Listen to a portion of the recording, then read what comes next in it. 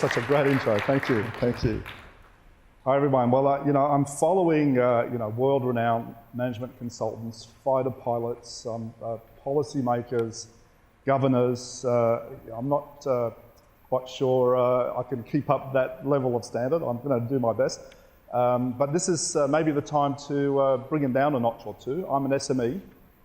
I'm maybe lock the doors, but I'm a sales guy. I actually deal with sales and salespeople. So I need to use this thing. Lightning agenda, we're really on the clock, so we're just going to go through a few things about success and failure, execution, transforming results, and tools that maybe can support you. We had a few questions on this. A couple of quick quotes that I like, that I'd just like to start with. Success is simply a matter of luck. Just ask anybody who's failed. And the other one is, many of life's failures are people who did not realise just how close they were when they actually gave up. So a lot of good wisdom there. So I carry, as an SME, I carry these close to my heart all the time. One of the reasons is because in the SME world, there's a lot of challenge around, how do you sustain? And we talked about sustain, a lot of good topics here today. But how do you just keep it going? How do you just stay above the rest? And pretty well, a lot of businesses fail because of these reasons. So business environment, access to funding, markets, skills, management capabilities, technology. I'm actually just going to focus on two. We've talked a lot about these other ones already, a lot of interesting topics. I'm just going to focus on management capabilities and technologies. If you look at management capabilities, there's a lot of different kind of capabilities you need to be involved with. And as a startup, finance, revenue, when you grow, cash, later on with ROI, maybe the original one, not the new one, but you definitely have lots of things to do. And why I want to focus on sales for the moment is if you get people to come to your business, there's no point in spending a lot of money on advertising and marketing if you don't answer the phone when it rings. And with respect to cash, everyone says cash is king. I'm going to tell you revenue is king. Cash is much more difficult. It's the queen. So, but we're going to focus on revenue. So here I'm going to talk about 3 simple steps that we can carry out to really transform what you're doing with your sales. First one is clearly understand, articulate, communicate your USP. Someone's already talked about this a little bit earlier on, but really your USP. And group it by product, maybe by your customer segments, and clearly articulate the USP for what you're pitching.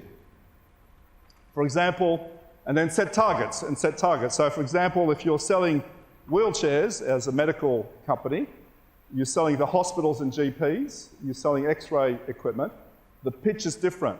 Hospital is buying volume, the pitch is different. Set your targets and understand what your targets are, so then you can actually go forward on your business. A lot of people set targets based on what they expect salespeople to do, as opposed to what they actually can achieve in reality. So if you have 3 salespeople and they do X, and historically they've done X per month, so what's to say you can't radically change that by just what you do? So the second thing is to really establish a process for how you go about it. You can't treat everyone the same. So if you want to radically change your sales results, look at the detail of the process for each and every type of product and the customer market you're approaching. So for example, if you're selling X-ray machines to hospitals, you might have a convoluted, detailed process, back and forth, service the customer the way they want. But if you're selling blood pressure testing to a GP, no offense to GPs, but you might not spend as much time and focus on a call, a quote, and a callback. The third thing is measure. And a lot of SMEs really do not do this. This is, and around sales especially. So if you measure everything that really matters, what you want done has to be measured. And a lot of people focus on measuring activity, but I propose there's a lot of more important things to measure when you're trying to track sales. What gets measured gets done. Now, Maestrano is my company. As I say, I'm an SME. We're about 50 companies around the globe with servicing SMEs. Our business as an SME is to service SME.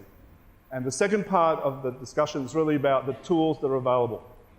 We talked about the third platform a little bit earlier. The fighter pilot was talking about the third platform. This is what we do. And why would you use the cloud? It's available anywhere, super easy, low cost. You want to look at data sharing between your applications, and you want analytics on that data. We have some 70 applications at the moment, different things you're familiar with that are out there. There are lots of platforms on the cloud, so don't just look at Maestrano. I mean, we're a great platform, but there's lots of cloud solutions available around the world that can provide you with knowledge. Oh, we had a bit of a skip. I just got to go back. The thing we do is really have a data sharing, so SME apps are usually independent and on their own. We bring them together and share the data and give analytics. So some of the questions earlier about analytics, we cover that off.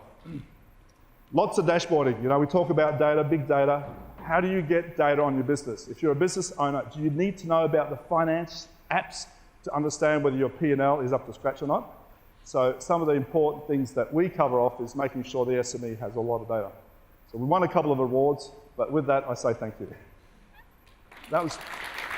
Thank you so much.